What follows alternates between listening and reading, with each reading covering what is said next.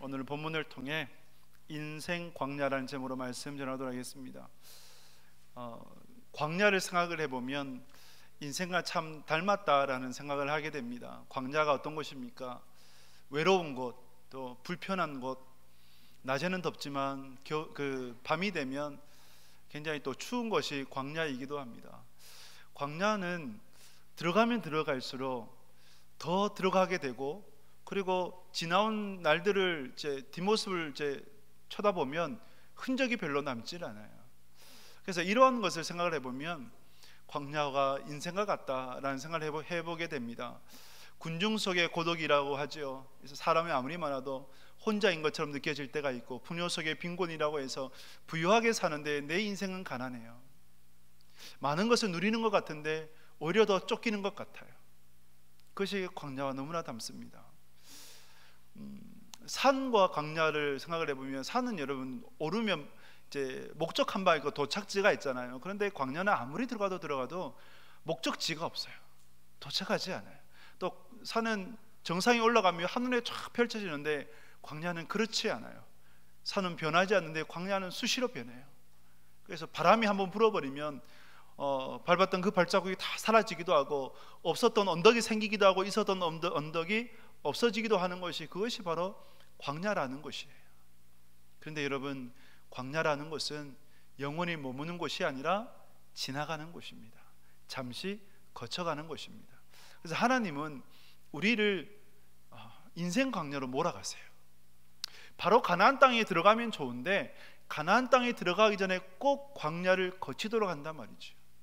우리뿐만 아니라 오늘 본문의 주인공인 모세도 마찬가지였어요. 모세의 인생을 세 번 나누어 보면 애굽 왕자로서의 40년, 그리고 광야에서의 40년, 하나님의 종으로서의 40년을 살았어요. 여기에 대해서 세계적인 전도자였던 드와이트 엘 무디 목사는 이런 말씀을 하셨죠. 애굽 왕자로서의 40년은 로얄 패밀리로 나는 굉장히 멋진 사람이야 라고 인식했던 모세의 인생 40년, 나는 굉장히 멋진 인생이야. 그러면 광야에서의 40년은 모세가 어떻게 느꼈겠습니까? 나는 아무것도 아니다. 광야에 들어가 보니까 왕자가 무슨 소용입니까? 돈이 무슨 소용이에요? 명예가 무슨 소용입니까? 아무 소용없잖아요. 그래서 나는 아무것도 아니구나, 이것을 느꼈고, 그리고 하나님의 종으로 붙잡혔을 때, 그래, 하나님 안에서 살아가는 인생이 가장 복된 인생이야 라는 것을 느꼈던 그 40년이었다라고 정의를 내립니다. 여러분, 오늘은 모세의 광야 40년을 조명해 보면서 우리의 인생 광야를 지날 때 어떤 신앙을 지녀야 될지를 본문을 통해서 우리가 보도록 하겠습니다. 우리 출애굽기 2장 11절 말씀 같이 읽겠습니다. 모세가 장성한 후에 한 번은 자기 형제들에게 나가서 그들이 고되게 노동하는 것을 보더니 어떤 애굽 사람이 한 히브리 사람 곧 자기 형제 치는 것을 본지라. 아멘. 오늘 본문에서는 40년이라는 시간을 훌쩍 뛰어넘습니다.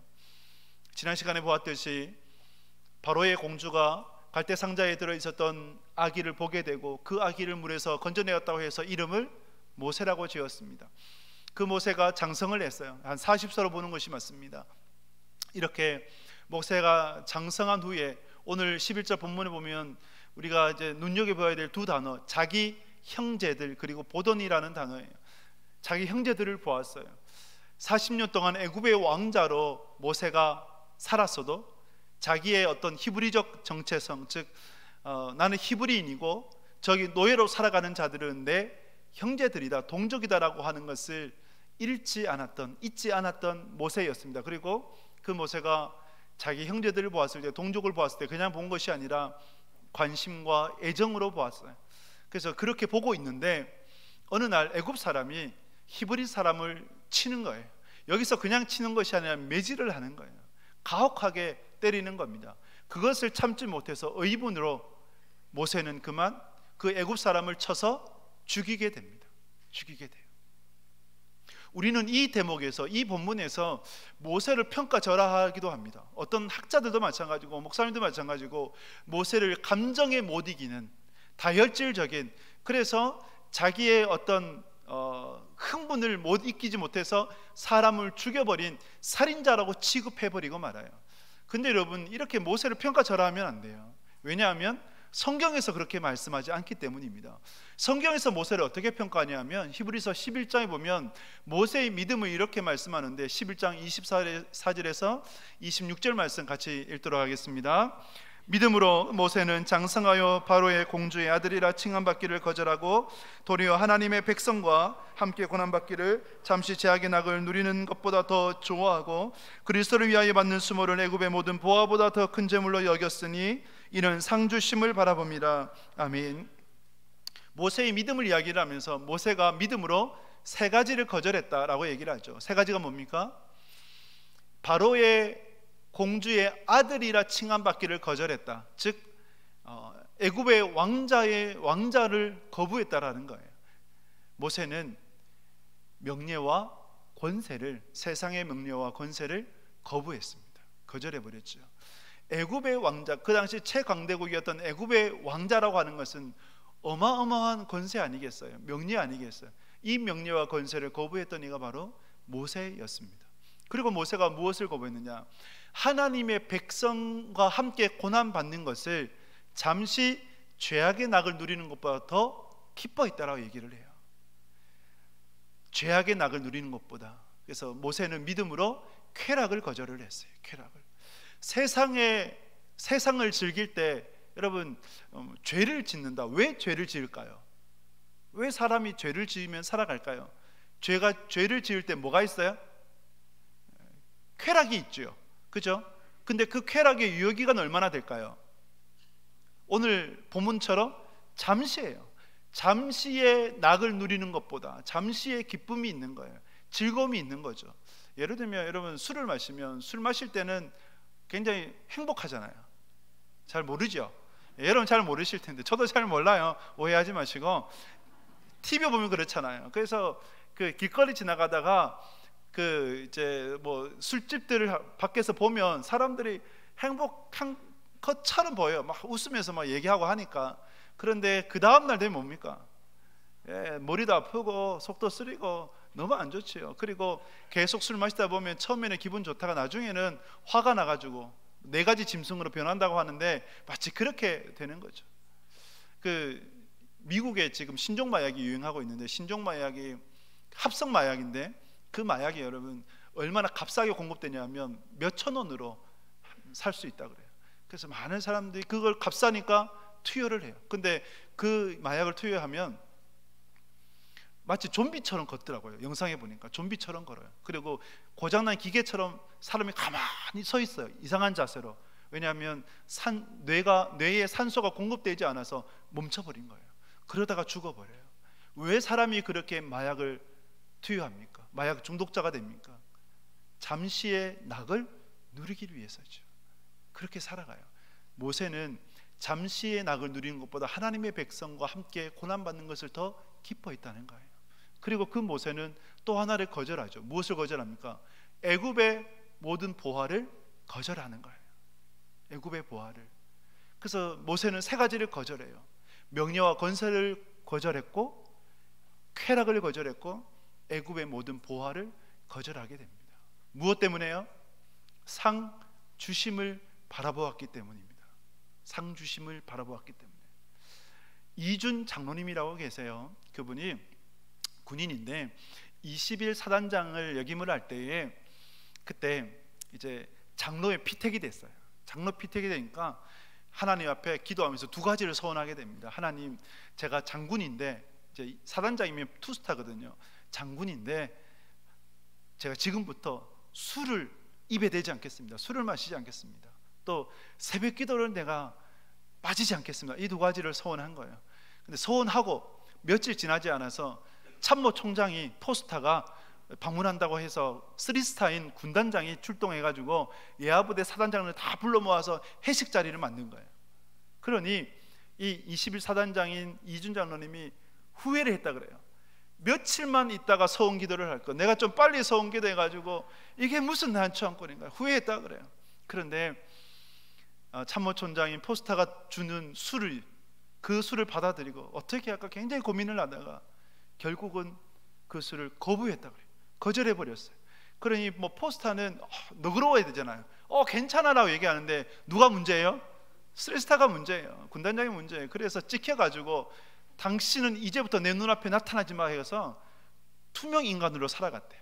그리고 나중에 보직이 바뀌어서 군수 참모가 되었는데 그때도 회식 자리에서 술을 거절하니 투명 인간으로 군에서 살아간 거예요. 군대에서 투명 인간은 여러분 군복을 벗으라는 얘기예요. 인정받지 않는 거예요. 상사에게만 인정받지 않는 것뿐만 아니라 밑에 그 부하들도 마찬가지. 그러니 이런 인생을 살아가는데 얼마나 괴로웠을까요? 그런데 뭐가 터졌냐? 그때 율곡비리가 터져버렸어요. 율곡비리는 군 비리인데, 그래서 뇌물 받은 사람들, 뇌물 받은 장군들이 다 보직 해임되거나 또 감옥에 가거나 그렇게 돼요. 근데 한 사람만 열애돼요. 누구였을까요? 이준 장로님이었어요. 왜냐하면 회식 자리에 가면 술 마시는 뿐만 아니라 그때 뇌물도 와가고 하는데, 근데 회식 자리에 안 가니 뇌물 받을 일이 없는 거예요. 그래서 그 율곡비리가 터졌을 때 깨끗한 사람 한 사람, 이준 장로, 그 사람만이 살아남았고, 그래서 어디까지 올라갔냐면 노무현 정부 때 제37대 국방부 장관까지 올라갔어요. 그 이준 장로님 그런 고백을 해요. 하나님께서 내게 상 주심을 바라보았고, 그리고 세상의 쾌락을 거절했고 서원한 것을 지키기를 힘썼다라고 얘기를 합니다. 여러분, 여러분들은 안에 이 믿음, 이 신앙이 있기를 주님의 이름으로 축복합니다. 상 주시는 분을 바라보기 바랍니다. 믿음으로 모세와 같이 거절할 수 있기를 바라요. 모세는 세 가지를 거절했어요. 명예와 권세를 거절하고, 세상의 쾌락을 거절하고, 세상의 보화를 거절을 했어요. 여러분들은 이 믿음, 상 주심을 바라볼 수 있는 믿음이 있기를 주님의 이름으로 축복합니다. 본문으로 돌아와 출애굽기 2장 13절 우리 같이 보도록 하겠습니다. 2장 13절 말씀입니다. 이튿날 다시 나가니 두 히브리 사람이 서로 싸우는지라 그 잘못한 사람에게 이르되 내가 어찌하여 동포를 치느냐 하매. 아멘. 이제 이튿날에 모세가 밖에 나가보니 두 사람이 싸우는 거예요. 히브리 사람이 싸웁니다. 그래서 가서 말리는데 히브리 사람이 뭐라 얘기하냐면, 왜 우리를 말리느냐? 누가 너를 우리의 재판관으로 또 우리의 심판자로 그렇게 세웠느냐? 애굽 사람을 죽인 것처럼 우리를 또 죽이려고 하냐? 그렇게 이야기를 합니다. 모세는 아무도 모른다고 생각했는데 사람을 죽인 것을 다른 사람이 다 알았어요. 또 누구까지 알았어요? 바로까지 알았어요. 파라오까지 알았죠. 황제까지 알았던 거예요. 황제는 이때다 싶은 거예요. 여러분, 권력자는 한 사람밖에 없어야 되잖아요. 왕자들은 그냥 장애물인 거예요. 기회만 있으면 제거돼야 되는 거예요. 그래서 모세, 애굽의 왕자인데 그래, 제거할 수 있는 절호의 기회인 거예요. 그래서 모세를 죽이고자 했어요. 이 때문에 바로의 낯을 피해서 이 모세가 어디로 도망치냐면 미디안 광야로 도망쳐요. 미디안 광야. 미디안 광야, 왜 미디안 광야로 가게 되었을까요? 하나님께서 왜 모세를 미디안 광야로 이끄셨을까요? 먼저 미디안 광야를 보게 되면 여러분, 아브라함이 창세기 25장에서 사라가 죽은 후에 후처를 드리거든요. 후처 이름이 그두라이고 그두라와 사이에서 또 아들들을 낳았는데 그 아들의 이름 중에 미디안이라고 있어요. 그 미디안 광야, 나중에 미디안 제사장을 만나잖아요. 그 미디안 제사장의 조상이 누구냐면 아브라함의 아들 미디안인 거예요. 그래서 이 미디안 광야는 어떻게 보면 그 속에 살아가는 미디안 사람들은 누구와? 모세와 친척인 거죠. 그죠? 먼 친척인 거예요. 모세가 아브라함의 후손 아니에요. 그러니 어떻게 보면 먼 친척이 되는 거죠. 그렇게 해서 미디안 광야로 도망치게 돼요. 자, 여러분, 여기에서 왜 하나님은 모세를 광야로 이끄셨을까요? 분명한 건 하나님이 모세를 광야로 이끄셨다는 거예요. 여기에서 우리에게 적용하면 하나님 왜 우리를 인생 광야로 몰아가실까? 왜 우리를 인생 광야로 이끄실까라는 것이죠. 모세를 통해서 우리가 답을 얻어야 될 것인데, 첫 번째, 왜 하나님이 우리를 인생 광야로 몰아가실까 할 때에 우리가 12절 말씀 같이 한번 더 보도록 하겠습니다. 12절입니다. 좌우를 살펴 사람이 없음을 보고 그 애굽 사람을 쳐 죽여 모래석에 감추니라. 아멘. 여기서 보면 여러분, 모세가 동족을 보면서 자기 동족이라고 느끼는 건 바른 거죠. 그죠? 바른 감정이에요. 그러나 동기는 올바르다고 하나 방법은 잘못되었죠. 사람을 쳐서 죽이는 것은 하나님이 원하시는 방법이 아닌 것이죠.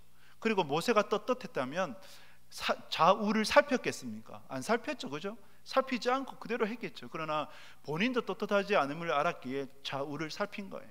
그래서 여러분, 그리스도인은 좌우를 살핀 자가 되면 안 돼요. 이건 단순한 신앙, 2차원적인 신앙. 우리는 3차원, 4차원이 되어야 됩니다. 어떤 신앙일까요? 좌우만 살피는 것이 아니라 특별히 위아래도 살피는, 하나님을 바라보고 하나님께서 기뻐하신가 기뻐하시지 않는가를 그것을 살필 수 있는 우리의 신앙이 되어야 된다는 것입니다. 이렇게 모세가 방법, 동기는 옳았으나 그러나 방법은 옳지 않았다라는 것이 되고, 그리고 더 중요한 것이 14절 보면 이렇게 말씀을 합니다. 2장 14절 같이 읽겠습니다. 그가 이르되 누가 너를 우리를 다스리는 자와 재판관으로 삼았느냐? 내가 애굽 사람을 죽인 것처럼 나도 죽이려느냐? 모세가 두려워 이르되 일이 탈로 되었도다. 아멘. 히브리 사람들이 동족이 뭐라 얘기합니까? 누가 너를 우리의 재판자, 심판자로 세웠느냐라는 것이죠. 하나님도 안 세웠어요. 백성들도 요구하지 않았어요. 누구만 나섰어요? 모세만 나선 거예요. 셀프 심판자, 셀프 주관자가 된 거예요. 스스로. 하나님이 세우시지 않았는데, 하나님의 때는 이때가 아니었던 것이죠. 그래서 사도행전 7장 29절에서 30절 말씀 보면 이렇게 기록이 되어 있어요. 같이 읽겠습니다. 모세가 이 말 때문에 도주하여 미디안 땅에서 나그네 되어 거기서 아들 둘을 낳으니라. 40년이 참에 전사가 신에 산 광야 가시나무 떨기 불꽃 가운데서 그에게 보이거늘. 아멘. 미디안 광야에서 40년이 찼어요. 모세의 나이는 80세죠. 40년이 찼을 때 때가 참해, 이 때가 찼을 때가 바로 하나님의 때였다는 거예요. 그때 하나님께서 하나님의 사람으로, 하나님의 종으로 부르셨고 하나님의 일을 이루도록 하신 거죠. 하나님께서 모세를 심판자로, 재판자로 삼으셨던 거예요. 그러면 왜 하나님이 미디안 광야로 모세를 이끄셨는가? 이건 거죠. 나의 열심으로 살지 말고 하나님의 열심으로 살아야 된다. 이것을 깨닫도록 하신 거죠. 여러분, 왜 여러분들을 하나님께서 인생 광야로 몰아가실까요? 왜 광야를 지나가도록 하시겠습니까? 여러분들의 열심으로 살지 마십시오. 하나님의 열심으로 살아가는 여러분 되실 수 있기를 축복합니다. 나의 열심이 뭡니까? 내가 계획을 세워요. 그리고 내 계획대로 살아가려고 해요. 하나님 어떤 존재예요? 옆에서 도와주시는 분. 하나님, 제가 이렇게 계획 세웠으니까 하나님께서 도와주셔서 하나님께서 이렇게 이루어 주셔야 됩니다 라고 하는. 그러면 하나님 어떤 분이세요? 그냥 예를 들면 조력자도 아니죠. 필요할 때 그냥 도움을 주시는 그 정도밖에 되지 않아요. 그냥 우상과도 같아요. 그러니 하나님께서 기뻐하시겠습니까? 기뻐하지 않겠습니까? 기뻐하시지 않는 거예요. 하나님은 우리의 인생의 주인이 되기 원하세요. 주관자가 되기를 원하세요. 우리의 인생을 이끌어가기를 원하세요. 그래서 하나님, 내 열심으로 사는 것이 아니라 여러분들이 하나님의 열심으로 사셔야 돼요. 하나님의 방법으로 사셔야 되고 하나님의 뜻 가운데 사셔야 되고 하나님의 때에 여러분들이 이루어 나가셔야 돼요. 그래서 우리에게 필요한 것은 뭐예요? 끊임없이 묻고 또 하나님의 말씀을 듣고 거기에 순종하며 나가는 신앙, 그것이 하나님의 열심으로 살아가는 것입니다. 타 종교와 기독교의 차이가 뭡니까? 여러분, 다른 종교와 기독교의 차이가 뭐라고 생각하세요? 가장 큰 차이점 중에 하나가, 다른 종교는 출발이 누구예요? 나로부터 이루어져요. 여러분, 이 말을 우리가 흔히 쓰죠. 지성이면 감천이다 얘기하죠. 우리의 지성으로, 노력으로 하늘이 감동된다라고 얘기를 해요. 출발이 누구예요? 나예요. 나의 노력이에요. 나의 의예요. 그래서 절에 가면 왜 100배, 1000배, 만배 절을 합니까? 지성이면 감천이거든요. 이슬람에서 요구하는 게 뭡니까? 자기가 예를 들면 테러 집단이 되어가지고 자폭을 하면 가장 좋은 곳에 간다, 이렇게 가르쳐 주거든요. 그래서 서슴지 않고 테러하는 거예요. 자살하는 거예요. 자살 폭탄을 품는 거예요. 지성이면 감천인 거예요. 천주교에서 뭐라 얘기합니까? 의를 통해서 구원받는다고 얘기를 해요. 그러므로 타 종교는 지성이면 감천을 얘기하지만, 그러나 기독교는 달라요. 기독교의 출발은 누구로부터 출발됩니까? 하나님이에요. 하나님이 이 세상 모든 만물을 만드셨고, 하나님이 우리를 창조하셨고, 하나님이 우리를 구속하셨고, 하나님이 우리를 구원하시는 거예요. 그것이 달라요. 그러므로 여러분, 우리의 신앙의 시작도 하나님이시고 끝도 하나님이세요. 나의 열심으로 살지 마세요. 하나님의 열심으로 살아가는 여러분 될 수 있기를 축복합니다. 운동할 때 끊임없이 가르쳐 주는 게 뭡니까? 운동할 때 가장 기본이 뭐예요? 힘을 빼는 거예요. 힘을 빼야 기술이 나오고, 힘을 빼야 원하는 바가 돼요. 여러분들이 힘을 빼십시오. 그리고 하나님의 힘으로 채우십시오. 그래야 우리의 삶 가운데 승리할 수 있습니다. 하나님은 모세를 통해서 그것을 말씀해 주세요. 너희의 열심으로 살지 말고 하나님의 열심으로 살아라. 두 번째, 하나님께서 왜 모세를 광야로 이끄셨는가? 하나님께서 왜 우리를 인생 광야로 이끌어 가시는가를 보게 되면, 여러분, 모세가 미디안 광야로 쫓겨났을 때에 미디안 광야 우물 곁에 있었죠, 그죠? 우물 곁에 있는데 그때에 여인들이 와서 이제 양들에게 물을 먹여요. 거기 이제 광야니까 또 목축을 하죠. 근데 깡패들이 와가지고 그 여인들을 괴롭히는 거예요. 이때 모세가 어떻게 했습니까? 모세가 이전에 좀 경험이 좋지 않잖아요. 괜히 개입했다가, 예를 들면 히브리 동족, 그 히브리인가 애굽인가 싸울 때 개입했다가 살인자가 되어가지고 미디안 광야로 쫓겨났는데, 도망쳐 왔는데, 그러면 그런 인생의 어떤 쓰라린 경험이 있으면 별로 개입하고 싶지 않잖아요. 그렇지 않습니까? 그런데 모세가 이때도 의분을 참지 못해서 여인들을 도와줘요. 깡패 목자들을 쫓아내고 여인들에게 이제 양들을 먹일 수 있도록 도와주게 됩니다. 여기에서 또 한 가지 배우게 돼요. 우리가 교회 사역을 할 때, 또 교회를 섬길 때, 또 교회를 섬기다 보면, 봉사하다 보면, 사역하다 보면 상처받을 때가 있잖아요, 그죠? 상처받을 때가 있어요. 상처받을 때 우리가 흔히 이런 생각도 할 수 있습니다. 내가 다시는 교회 일을 하나 봐라. 그런 적 없으십니까? 다시는 내가 교회 일을 하나 봐라, 이런 마음을 가질 때가 있어요. 근데 여러분, 그 마음은 하나님이 결코 기뻐하시지 않습니다. 그럼에도 불구하고의 신앙이 되는 여러분들이 될 수 있기를 축복합니다. 그럼에도 불구하고 사람이 나를 상처 줘도 우리는 누굴 보고 신앙생활해요? 하나님 보면서. 그래서 하나님 보면서 신앙생활하고, 하나님 보면서 봉사하고, 하나님 보면서 사역하고. 네. 여러분, 100만 불짜리 강의가 있어요. 뭔지 아세요? 여러분들이 행복하셔야 돼요. 여러분들 행복하게 신앙생활 하셔야 돼요. 행복하게 신앙생활 할 수 있는 비결이 뭔지 아십니까? 비결이 뭔지 아세요? 나에게 속썩이는 사람 보지 말고 누구 봐요? 하나님 보면서 신앙하면 그것이 행복한 신앙생활이에요. 그래서 여러분, 모세가 의분을 또 참지 못하고 도와줘요. 도와줬을 때, 그때 누구를 만나게 되느냐? 르우엘을 만나게 됩니다. 르우엘, 다른 이름이 이드로예요. 이드로, 많이 들어보셨죠? 모세의 장인이죠. 르우엘을 만나게 되고, 르우엘의 뜻이 하나님의 친구라는 뜻입니다. 그래서 미디안 족속이라 그랬잖아요. 아브라함의 아들 미디안의 후손들이에요. 그래서 르우엘, 하나님의 친구, 그래서 이들도 하나님을 섬기는 하나님의 사람들이었다로 보는 거예요. 그리고 그 딸 중에 십보라와 결혼을 하고 아들을 낳죠. 게르솜, 나그네 되었다라는 뜻으로 게르솜을 낳습니다. 여기에서 중요한 것은 2장 19절 말씀입니다. 2장 19절 말씀 같이 보겠습니다. 그들이 이르되 한 애굽 사람이 우리를 목자들의 손에서 건져내고 우리를 위하여 물을 길어 양떼에게 먹였나이다. 아멘. 여기에서 여러분, 르우엘의 딸들이 모세를 보면서 첫인상이 뭐냐? 이것이 중요해요. 첫인상이 뭐예요? 애굽 사람이다. 바로의 공주가 갈대 상자에서 모세를 처음 건져냈을 때 뭐라고 얘기했습니까? 히브리 사람이로다. 그런데 40년이 지나니까 모세는 어떤 사람으로 바뀌어져요? 애굽 사람으로 바뀌어져요.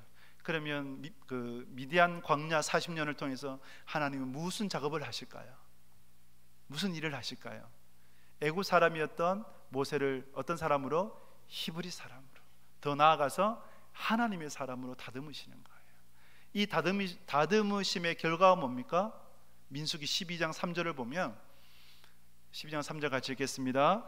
이 사람 모세는 온유함이 지면의 모든 사람보다 더하더라. 아멘. 모세, 지면의 모든 사람보다 더했던 사람, 온유함이라고 하는 것은 단순하게 감정의 유순함, 성격의 유순함이 아니에요. 내 감정대로 살지 않고 하나님의 뜻을 바라보며 하나님의 계획과 목적을 따라 살아가는 인생이 온유한 인생이 되는 거예요. 그래서 온유한 자가 복이 있는 거죠. 땅을 기업으로 얻는 거예요. 내 감정대로 살지 않고 화가 난다고 화를 내고 하고 싶은 말 다 하면서 살아가는 그 인생이 아니라 하고 싶은 말도 많고 화낼 것도 많지만 그러나 하나님의 계획과 섭리를 바라보며 더 큰 하나님의 뜻을 구하면서 참고 또 참으며 나아가는 자가 온유한 자가 되는 거죠. 여러분들이 그러한 온유한 자가 될 수 있기를 주님의 이름으로 축복합니다. 모세를 다듬으시는 거예요. 그래서 허드슨 테일러, 선교의 아버지라 불렸던 허드슨 테일러 이런 말을 했어요. 하나님의 위대한 거인은 연약한 사람이었다 라고 얘기를 합니다. 하나님의 위대한 거인들은 연약한 사람이었다. 기드온은 겁쟁이였잖아요. 근데 그 하나님께서 그를 붙드시니 큰 용사가 되었어요. 다윗은 간음자였어요. 그런데 하나님께서 그를 인생 광야를 지나 다듬으시니 내 마음에 합한 자다 라고 하는 칭찬을 듣게 되었죠. 베드로도 다혈질적인 사람이었어요. 그러나 하나님께 붙들리고 다듬어지니 하나님의 반석이 된, 하나님께서 쓰시는 하나님의 종이 된 것 아니겠습니까? 여러분들을 왜 하나님께서 인생 광야로 몰아가실까요? 인생 광야를 지나도록 하실까요? 하나님 왜 내게 이런 어려움을 허락하실까? 분명히 하나님께서 허락하신 거예요. 왜 내게 허락하신 것일까? 그 신명기 8장 16절에서 이렇게 말씀해요. 너를 시험하사 너를 낮추셔서 더 큰 복을 주려 하심이로다. 할렐루야. 너를 시험하셔서 너를 낮추시고 더 큰 복을 주시도록. 그래서 하나님께서 우리를 인생 광야로 몰아가시는 거예요. 여러분, 이러한 인생 광야 때에 우리에게 필요한 것이 있다면 영성입니다. 어떤 영성인 줄 아십니까? 갈급함의 영성이에요. 갈급함의 영성. 광야를 지날 때 물이 절대적이지 않습니까? 광야를 지나는 사람들은 물을 찾는 것이 가장 중요한 것인데 물을 찾는 방법이 있다 그래요. 그 방법이 뭐냐면 동물 중에 이 동물을 다 잡아다가 물을 찾는데 활용을 한다 그래요. 이 동물이 뭔지 아십니까? 시편에서 말씀하는 것처럼 사슴이 신의 물을 찾기에 갈급함 같이 내 영혼이 여호와를 찾기에 갈급합니다라는 그 고백처럼 사슴이라 그래요. 그래서 이 사슴이 물을 찾는 데는 특화되었다 그래요. 그래서 사슴에게 물을 먹이지 않아요. 물을 먹이지 않으니까 물이 가장 필요할 때 사슴을 풀어놓으면 사슴이 기가 막히게 물을 찾는데 오아시스를 찾아낸대요. 근데 이 사슴이 물을 마실 수 있을까 없을까요? 못 마시고 그 자리에서 그냥 죽어버린대요. 왜냐하면 그만큼 갈급하니까, 그만큼 간절하니까. 시편 기자가 우리에게 가르쳐주는 것, 사슴이 신의 물을 찾기에 갈급한 같이 내 영혼이 여호와를 찾기에 갈급합니다라는 그 고백은 우리의 영성이 어느 때까지, 어느 정도까지 나아가야 되느냐, 그냥 하나님 대충 찾고 어설프게 찾고 이것이 아니라 정말 우리의 목숨을 다해서 하나님을 찾고 또 찾을 때에 하나님께서 우리에게 그 은혜를 베풀어 주신다라고 하는 것을 가르쳐 주는 것 아니겠습니까? 인생 광야를 여러분들이 지나실 때에 갈급함의 영성으로 하나님을 찾고 또 찾으시는 여러분 될 수 있기를 주님의 이름으로 축복합니다. 그럴 때 하나님께서 여러분들에게 은혜 베풀어 주세요. 갈급함의 영성 가운데 또 하나님께서 우리에게 가르쳐 주신 것이 있어요. 왜 인생 광야를 우리에게 지나가게 하시는가 보게 되면 출애굽기 2장 23절 말씀 같이 읽겠습니다. 여러 해 후에 고된 노동으로 말미암아 탄식하며 부르짖으니 그 고된 노동으로 말미암아 부르짖는 소리가 하나님께 상달된지라. 아멘. 지금까지 하나님은 역사의 무대에 좀 뒤편에 계셨다고 할 수 있어요. 근데 이제는 무대 중앙으로 나서세요. 무대 중앙으로. 하나님을 무대 중앙으로 나서도록 한 것이 뭘까요? 기도예요. 이스라엘의 고된 노동으로 말미암아 하나님께 부르짖음에 하나님께 상달된 자. 그러면서 24절 25절 말씀을 우리에게 주십니다. 24절 25절 같이 있습니다.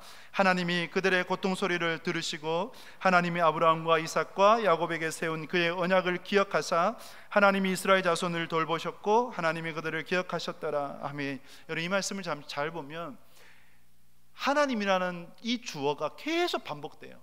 하나님이 그 소리를 들으시고 하나님이 그 언약을 기억하시고 하나님이 돌보셨고 하나님이 기억하셨더라. 할렐루야. 하나님이라는 단어가 계속해서 강조돼요. 왜 그러겠습니까? 이스라엘 백성들의 그 간구를 하나님이 들으신다는 것이고, 하나님께서 그 언약을 기억하신다는 것이고, 하나님께서 그 백성들을 돌보신다는 것이고, 하나님께서 그 백성들을 잊지 않으셨다는 거예요. 하나님께서 모세를 잊으셨겠습니까? 하나님께서 이스라엘 자손들을 잊으셨겠습니까? 잊지 않으셨어요. 기다리신 거죠. 뭘 기다리셨습니까? 하나님의 때를 기다리셨고, 또 기다리신 것이 있어요. 기도를 기다리셨어요. 부르짖음을 기다리셨던 거예요. 부르짖음을 기다리시니 하나님께서 그 부르짖음을 들으시고, 그 부르짖음 가운데 하나님께서 역사해 주시는 거죠. 우리의 갈급함의 영성 가운데 우리 안에 하나님의 은혜를 정말 목마른 사슴이 시냇물을 찾기에 갈급함 같이 그 갈급함이 있다면 우리는 어떻게 기도해야 될까요? 한나처럼 기도해야 되지 않겠습니까? 아이가 없어서 괴로움 당하는 그 여인에게 하나님 내게 아이를 주십시오. 요나가 물고기 뱃속에 3일을 갇혔을 때 어떻게 기도했을까요? 그냥 기도했을까요? 간절하게 기도했지 않겠습니까? 삼손을 아십니까?